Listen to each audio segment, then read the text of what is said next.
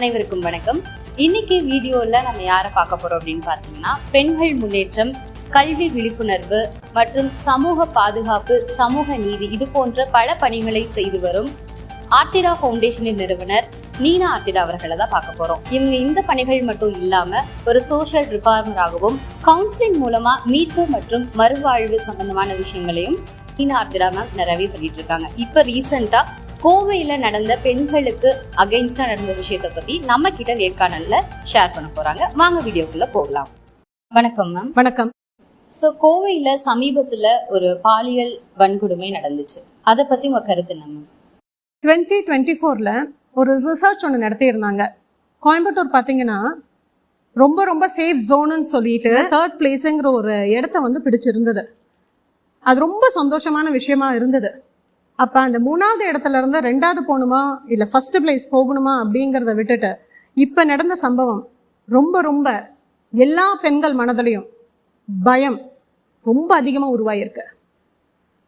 தாய் தந்தை இன்னைக்கு வீட்டில் இருந்த ஒவ்வொருத்தரோட டிவியில் நியூஸ்லையும் பார்த்தீங்கன்னா, பெண்களை ஸ்கூலுக்கு அனுப்பலாமா, காலேஜுக்கு அனுப்பலாமா, இல்லை வேலைக்கு அனுப்பலாமா, நைட் ஷிஃப்ட்டுக்கு அனுப்பலாமா அப்படிங்கிற ஒவ்வொரு நிமிஷமும் ஏன் பெண்கள் இவ்வளோ கஷ்டப்பட வேண்டிய சூழ்நிலையில தள்ளப்படுறாங்க அப்படிங்கிறத மிக பெரிய கேள்வியா இங்கே உருவாயிருக்கு. இந்த கோயம்புத்தூர் சம்பவம் நாங்கள் இருக்கக்கூடிய இடத்துல இருந்து சில கிலோமீட்டருக்கு தள்ளி தான் இந்த சம்பவம் நடந்தது அப்படிங்கிறத எனக்கு ரொம்ப மன வருத்தத்தையும் எனக்கு ரொம்ப தாக்குதலையும் அதிகமாக ஏற்படுத்தி இருக்கு. இந்த மாதிரி சம்பவம் ரீசெண்டா பார்த்தீங்கன்னா நிறைய நடக்குது மேம். ஸோ அதை பத்தி நீங்க என்ன நினைக்கிறீங்க? ஒரு போதை, ஒவ்வொரு மனிதனுக்கும் ஒவ்வொரு போதை இருக்கு. பணத்து மேல நிறைய பேர் போதையை சுத்திட்டு இருக்காங்க, இடத்து மேல சுத்திட்டு இருக்காங்க, பெண்கள் மேல இருக்காங்க. ஆனா போதையினால செஞ்ச இந்த தவறு இல்லைங்கிறத யாருனாலும் சொல்லக்கூடாது. போதையினால செஞ்சாலும் தவறு தான். இது என்னுடைய கருத்து. இந்த மாதிரியான குற்றங்களுக்கு எப்படிப்பட்ட தண்டனைகள் கிடைக்கணும்னு நினைக்கிறீங்க? எப்படிப்பட்ட தண்டனைங்கிறத விட உடனடியா தண்டனைகள் இருந்தால் உடனடியா குற்றம் கண்டிப்பா குறையும். நம்ம எந்த அளவுக்கு நம்ம டைம் ஒரு மனிதனுக்கு கொடுக்குறோமோ அந்த அளவுக்கு ஒரு மனிதனுடைய சிந்தனைகள் அவ்வளோ வேகமா இருக்கு. டைம் கொடுக்க எப்படி தப்பிக்கலாம், இனியொரு குற்றங்களை எப்படி நம்ம செய்யலாம், இவன் மாட்டிட்டான் அப்ப இன்னொருத்தன் என்ன பண்ணுவான், ஸோ இந்த டைம்குள்ள இந்த டைம் வரைக்கும் நம்மளுக்கு டைம் இருக்கு, அப்ப அந்த டைம்குள்ள நமக்கு தப்பிக்க வேண்டிய எல்லா விஷயங்களும் நம்ம ஏற்படுத்திட்டு நம்ம தப்பிச்சிடலாம்னு சொல்லிட்டு அந்த டைம் கொடுக்க குற்றவாளிகள் அதிகரிக்கிறாங்க. இதுதான் என்னுடைய கருத்தா இருக்குது. இப்ப ரீசெண்டா நடந்த இந்த பாலியல் வன்கொடுமை பத்தி நிறைய கமெண்ட்ஸ் சோஷியல் மீடியால ஷேர் பண்ணிட்டு வராங்க. அதை பத்தி என்ன நினைக்கிறீங்க? எந்த மாதிரி கமெண்ட்ஸ் பத்தி நீங்க சொல்றீங்க? நிறைய பேட் கமெண்ட்ஸ். இப்ப பாத்தீங்கன்னா, ஒரு பெண் தனியா இத்தனை மணிக்கு அந்த இடத்துல எதுக்காக இருந்தாங்க அப்படின்னு சொல்லி ஒரு கமெண்ட். அவங்க அப்பா அம்மா வளர்ப்பு சரியில்லை, இத்தனை மணிக்கு ஏதாவது ஒரு பொண்ணை வெளியே அனுப்புவாங்களா அப்படின்னு கேக்குறாங்க. அந்த பொண்ணுக்கு தகாத ஒரு நட்பு இருக்கு அப்படின்ற மாதிரி பேசுறாங்க. அவங்க 2 பேரும் தனிமையா இருக்கக்கூடிய விஷயங்களை பப்ளிக்கா பண்றதுக்காக போனனாலதான் இப்படி நடந்துச்சு அப்படின்ற மாதிரி பேசுறாங்க. சில டீப் வேர்ட்ஸ் கூட கமெண்ட்ஸா வருது. ஸோ இதெல்லாம் தான் தவறுதலா போட்டுட்டு இருக்காங்க. நீங்க என்னென்னலாம் பார்த்துருக்கீங்களோ அதை விட கொஞ்சம் அதிகமாகவே நாங்களும் பார்த்துருக்கோம். கமெண்ட்ஸ் எல்லாம் நாங்கள் பார்த்துருக்கோம். இப்போ நம்ம பேசக்கூடிய விஷயம் என்னன்னா, இத்தனை பேர் கமெண்ட்ஸ் கொடுத்துட்டு இருக்காங்க. கமெண்ட்ஸ் கொடுக்குறவங்களங்கிறத விட எத்தனையோ கமெண்ட்ஸ் நீங்கள் சொன்ன மாதிரி பயங்கரமாலாம் வந்துட்டு இருக்கு. ஒரு நியூஸாக நம்ம பார்த்துட்டு இத்தனை கமெண்ட்ஸை ஈஸியாக நம்மளால சொல்ல முடியுது. இன்னைக்கு அந்த ஹாஸ்பிட்டலில் இருக்கிற பொண்ணு நம்மெல்லாம் ஏன் போனா, எதுக்கு போனா, அம்மா அப்பா வளர்ப்பு சரியில்லை, இது அவன் லவ்வரு, பப்ளிக் ஏரியாவில் நியூசன்ஸ் பண்ணுறாங்க, இத்தனை விஷயம் நம்ம இன்னைக்கு பகிர்ந்துட்டு இருக்கோம். அந்த ஹாஸ்பிட்டலில் இருக்கிற அந்த பொண்ணு நம்ம கேள்விக்கெல்லாம் மீறி ஏன் நான் அங்கே போனேன் அப்படிங்கிற கேள்வி நீங்கள் கேட்டு அங்கே தெரிஞ்சுக்க வேண்டியதில்லை, அனுபவிச்சுட்டு இருக்கா. உங்களுடைய ஒவ்வொரு கேள்விகளும் ஒரு மணித்துளியா ஏண்டா நான் அங்கே போனேன் அப்படின்னு பிறப்புல இருந்து இறப்பை பார்த்துட்டு இன்னைக்கு உயிர் பொழைக்கிறதுக்கு போராடிட்டு இருக்கா. இது அந்த பொண்ணுக்கு என்ன சம்பவம் நடந்ததுங்கிறது அந்த பொண்ணுக்கு ஒவ்வொரு செகண்டும் அவ மைண்ட்ல இருக்கு. அவங்க தாய் தந்தைக்கு என்ன நடந்ததுன்னு கூட தெரியாம என்னென்னலாம் நடந்திருக்குமோன்னு சொல்லி அணுவா ஒவ்வொரு நிமிஷமும் வேதனைப்பட்டு மரணம் கூட போக முடியாம அமைதியா இன்னைக்கு உட்கார்ந்துட்டு இருக்காங்க. இந்த சூழ்நிலையில நம்ம இவ்வளோ பெரிய கமெண்ட்ஸ் தேவையா அப்படிங்கிறது எனக்கு தெரியல. நீங்க கொடுக்குறவங்க கொடுங்க, என்னோட கருத்து ஒண்ணுதான். ஃப்ரீடம் ஆஃப் ஸ்பீச்சுங்கிறது எல்லாத்துக்கும் இருக்கு. நான் உங்ககிட்ட கேட்டுக்கிறத, இனிமேட்டு உங்ககிட்ட இருந்து வர கமெண்ட்ஸ் எல்லாம் அந்த பொண்ணை சீக்கிரம் ரெக்கவரி பண்ணி வெளியே வரக்கூடிய ஒரு கமெண்டாக இருக்கட்டும், ஒரு பெண்ணாக இருக்கட்டும், ஒரு ஆணாக இருக்கட்டும், உங்களுடைய சேஃப்டி உங்ககிட்ட மாத்திரம்தான் இருக்கு. தவறான இடத்திற்கு தவறான நேரத்தில் நம்ம அந்த இடத்துல போகணுமா போக வேண்டாமாங்கிறது நீங்க தான் முடிவெடு. அடுத்த கேள்வி என்னன்னு பாத்தீங்கன்னா மேம், இந்த சம்பவம் நடந்த இடம் பாதுகாப்பு இல்லாத ஒரு இடம், அது மட்டும் இல்லாம அனுமதி இல்லாம மது விற்பனையும் நடந்திருக்கு அப்படின்னு சொல்றாங்க. அதை பத்தி என்ன மேம் நினைக்கிறீங்க? இப்ப உங்க கேள்வியிலேயே 2 விஷயத்த நீங்க முன்னாடி வச்சிருக்கீங்க. ஒண்ணு, பாதுகாப்பு இல்லாத இடம்ங்கிறத நீங்க மென்ஷன் பண்றீங்க. 2வது, அங்க அனுமதி இல்லாத பார் இருக்குங்கிறத சொல்றீங்க.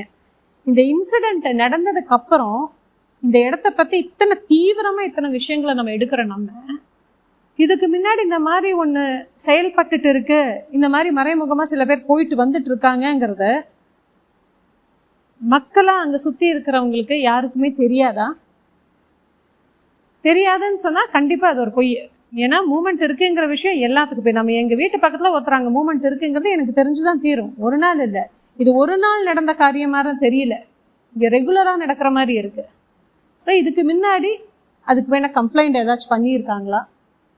ஒருவேளை இந்த சம்பவம் நடக்கிறதுக்கு முன்னாடியே இந்த சோஷியல் ரீஃபார்மர்ஸ் மாதிரி இருக்கிறவங்க அசோசியேஷன் ஹெட்ஸ் யாராச்சும் ஒருத்தர் இந்த மாதிரி இங்கே சம்பவம் நடக்குதுன்னு சொல்லி கம்ப்ளைண்ட் பண்ணியிருந்தால் இன்னும் கொஞ்சம் நம்ம இதை சில விஷயங்கள் தவிர்க்கப்பட்டிருக்கலாம் இல்லையா? ஆமா மேம், நீங்க சொன்ன மாதிரி பாதுகாப்பு இல்லாத இடங்கள் நிறையவே இருக்கு. இப்ப இந்த மாதிரி இடத்த பாதுகாப்பா வச்சிருக்க என்ன மாதிரி விஷயங்கள் எல்லாம் பண்ணலாம்? ரொம்ப அழகா உங்க கேள்வியை கேட்டிருக்கீங்க. ஸோ நான் எல்லாருக்கும் என்ன சொல்றேன் அப்படின்னா,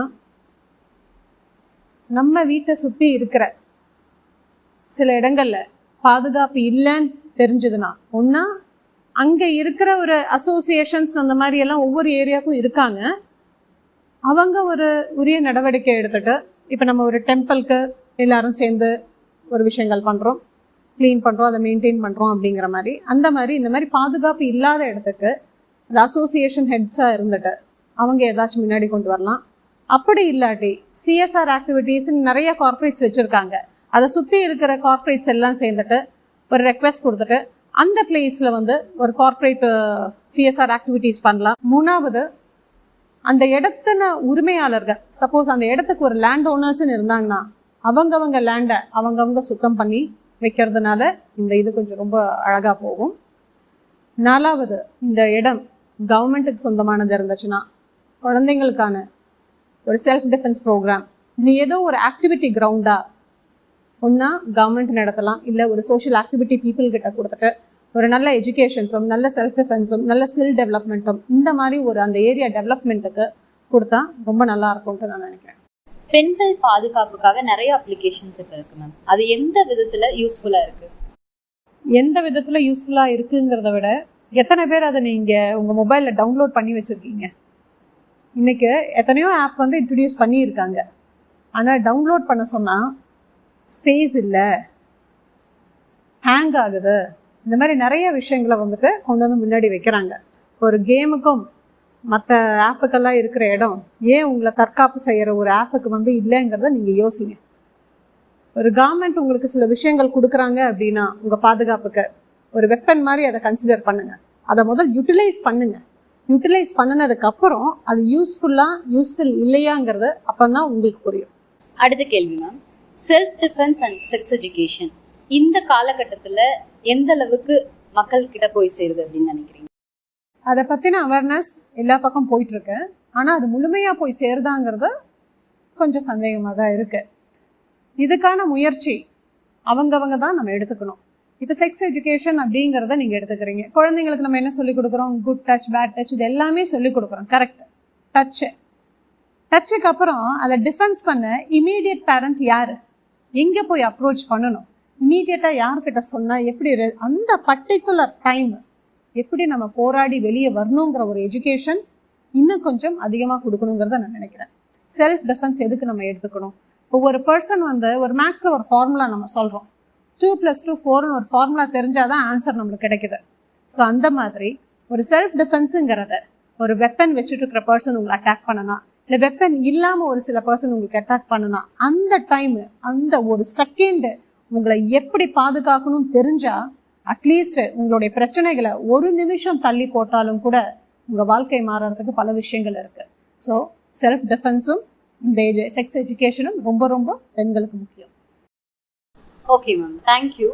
ஸோ இவ்வளோ நேரம் இன்டர்வியூ சூப்பராக போச்சு மேம். உங்களோட கருத்துக்கள் நம்ம சைடில் இருந்து ஆடியன்ஸ் இவ்வளோ கொஷின்ஸ் எல்லாருமே வந்து ரைஸ் பண்ணியிருந்தாங்க, கமெண்ட்ஸில் எல்லாமே நம்ம டிஸ்கஸ் பண்ணோம். ஸோ இதுக்கப்புறமா what is your final advice for the audience? ஒரு ஸ்மூத்தான, ஒரு ஹெல்தியான, ஒரு சேஃபான லைஃப்பை லீட் பண்ணுறதுக்கு நீங்கள் என்ன மெசேஜ் சொல்கிறீங்க?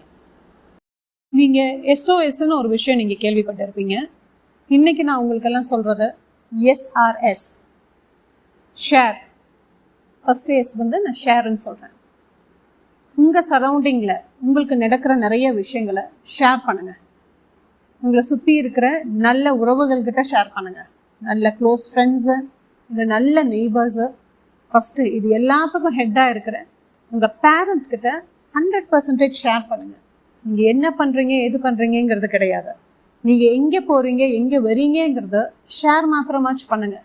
அவங்க சொல் பேச்சு கேட்டாலும் சரி, நீங்கள் கேட்கலங்கிற நீங்கள் ஒரு முடிவுக்கு வந்தாலும் சரி, நீங்கள் ஷேர் பண்ணுற ஒரு விஷயம், ஒரு தாய் தந்தை கிட்ட ஷேர் பண்ணுற விஷயம் மிகப்பெரிய அளவில் பல விஷயங்களில் அவங்க ப்ரெசன்ஸ் இல்லாட்டியும் உங்களை பாதுகாக்கப்படும். அவங்க கால் பண்ணுறாங்க, டிஸ்டர்ப் பண்ணுறாங்கங்கிறத நினைக்காதீங்க. More than cameras, more than anything, they can protect you from anywhere. So உங்களுடைய எல்லா விஷயத்தையும் ஷேர் பண்ணுங்கள். அதுதான் நான் எஸ்ங்கிற ஒரு இதுக்கு நான் சொல்கிறேன். நான் அடுத்ததான் ஆறுங்கிறது ரெஸ்பான்சிபிலிட்டிங்கிறத நம்ம மீன் பண்ணுறோம். இந்த உலகம் சின்ன பூச்சியிலிருந்து பெரிய விஷயம் மனிதர்கள் விட இருக்க உரிமை இருக்கிற இடம் தான் இந்த உலகம். எல்லாத்துக்கும் இந்த உலகத்தில் இடம் இருக்குது. எல்லாரும் இங்கே சுதந்திரமாக இருக்கலாங்கிற எண்ணத்தை விட அதை சுற்றி இருக்கிற நம்ம ரொம்ப ரெஸ்பான்சிபிளாக இருக்கணுங்கிறத நினைக்கிறேன். இப்போ டிராஃபிக்கில் நீங்கள் பார்த்துருப்பீங்க, ஒரு ஸ்பீட் பிரேக்குன்னு போட்டு வச்சுருக்காங்க, சிக்னல்ஸ்ன்னு போட்டிருக்காங்க. எதுக்கு? உனக்கு அந்த இடத்துல ஆபத்து வர போகுது, நீ கொஞ்சம் மெதுவாக போ, சில யோசிச்சு போ அப்படிங்கிற விஷயத்தால முன்வைக்கிறாங்க. அதே மாதிரி நம்ம வாழ்க்கையில் ஒரு இடத்துக்கு நம்ம போகிறப்ப இந்த இடத்துல ஆபத்து இருக்குமா இருக்காதா அப்படிங்கிற ஒரு சில செகண்ட் நீங்கள் யோசிச்சாவே அங்கே போகணுமா வேண்டாமான்னு இருக்கணும். ஒரு சின்ன ஒரு குப்பையை வீசினாலும் கூட அது இங்கே ஒரு பக்கம் ஒருத்தர் வந்து சாப்பிட்டுட்டு இருக்காங்க, அந்த இடத்துல துப்புறது, இந்த மாதிரி சின்ன சின்ன விஷயங்களை கூட கரெக்ட் பண்ணிட்டா அந்த ஆறுங்கிறத இந்த ரெஸ்பான்சிபிள் விஷயத்துக்கு நான் கொண்டு வந்து உங்களுக்கு. அடுத்ததான் எஸ், கடைசி எஸ், செல்ஃப் டிசிப்ளின்ங்கிறத நான் முன்னாடி வைக்கிறேன். செல்ஃப் டிசிப்ளின் இது என்ன சொல்கிறீங்கன்னு கேட்டிங்கன்னா, இன்றைக்கி எல்லாத்துக்கும் உலகம் உங்கள் கையிலங்கிற மாதிரி மொபைல் எல்லாத்து கையிலையும் இருக்குது. என்ன வேணால் பார்க்கலாம், என்ன வேணால் பேசலாம், என்ன வேணால் கருத்துக்களை கொடுக்கலாங்கிற இதில் இருக்கும். நம்ம இந்த செல்ஃப் டிசிப்ளினில் எதை நம்ம டவுன்லோட் பண்ணிக்கலாம், எதை டவுன்லோட் பண்ண வேண்டாம், எதை பார்க்கலாம், எதை பார்க்க வேண்டாம், எந்த விஷயம் இந்த உருவாக்குதோ இந்த உருவாக்குற விஷயத்த முன்னோக்கி நிற்போம், எந்த விஷயம் இந்த கீழே போடுதோ, எந்த விஷயம் இந்த வாழ்க்கையை விட்டே துரத்துதோ, எந்த விஷயம் இந்த தப்பான வழியில் கொண்டு போகுதோ அதை தவிர்த்துட்டு வாழ்க்கையில் நீ முன்னாடி போகிற விஷயத்த கான்சென்ட்ரேட் பண்ணி உங்களோட செல்ஃப் டிசிப்ளினை நீ ஹேண்டில் பண்ணுங்கிறது மூணாவது எஸ். இங்கே நான் இது வரைக்கும் நான் உங்ககிட்ட எல்லாம் பகிர்ந்துக்கிட்டது ஒரு சில விஷயங்கள் மாத்திரமே எனக்கு பகிர்ந்துக்கிற டைம் கிடைச்சது.